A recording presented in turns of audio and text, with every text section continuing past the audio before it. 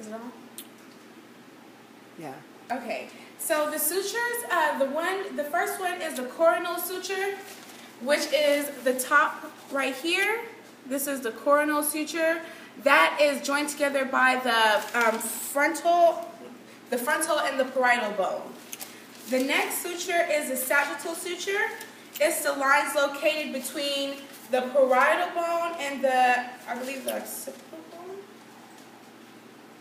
Oh no, it's the lines located between the two parietal bones. So okay, so it separates it into a symmetrical half. See, it's separated into a half over there.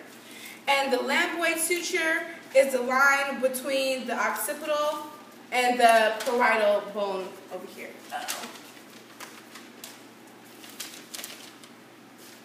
Okay, and the squamous suture is the temporal bone and the parietal bone.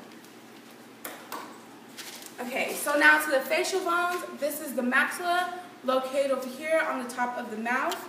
This is the nasal bone, located right here between the nose. The zygomatic bone is the side of the cheek. It is formed by the temporal and the zygomatic bone. Oh, sorry. The zygomatic arch is located on the side of the cheek and is formed together by the temporal and the zygomatic bone. The ethmoid is found between the eyes and the upper roof of the nose. And the vomer is also part of the nasal septum. The two bones that form the nasal septum are the ethmoid and the vomer bone. The mandible is the jaw. The base of the mandible is the lower portion of the jaw. The ramus of the mandible is the entire side of the jaw. The mandible condyle is the top of the jaw bone up here. And the mandibular notch is the side where the mandible condyle is. There's a dip that goes into the mandible notch, and when it comes back up, it's called the coronoid process. So now we're going to go over to the vertebrae column.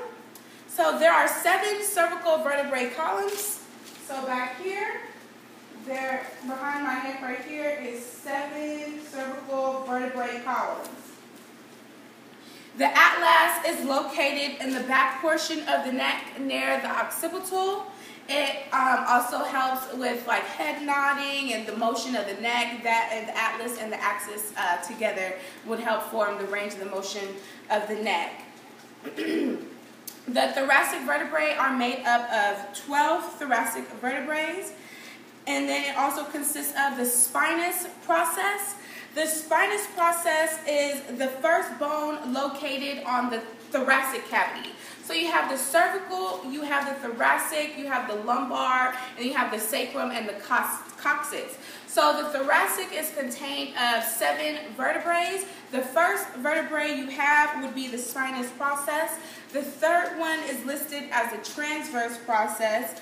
The intervertebral disc is found inside of the vertebrae as a cushion-like thing. It was demonstrated on the example as it was inside of the vertebrae number 8. And the intervertebrate foramen is located on the 10th vertebrae in the thoracic cavity.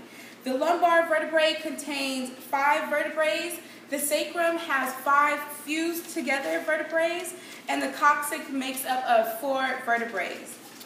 The sternum, right here, between the ribs. The manubrum is the top of the sternum. The body is the center of the sternum. The phenoid process is the end of the sternum, down here at the end of the sternum, and the jugular notch is the very top. It's the very top of the manubrium. The ribs contain 7 true ribs and 5 false ribs. The 5 false ribs are indirectly attached to the sternum. The ribs contain a head, a neck, and a tubercle.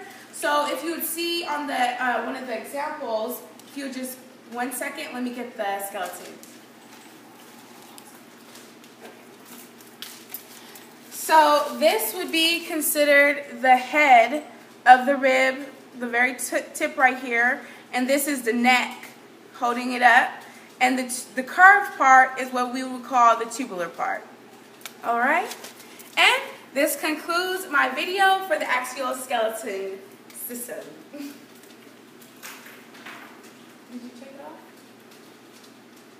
Mm-hmm. You press the red button? It's still a go.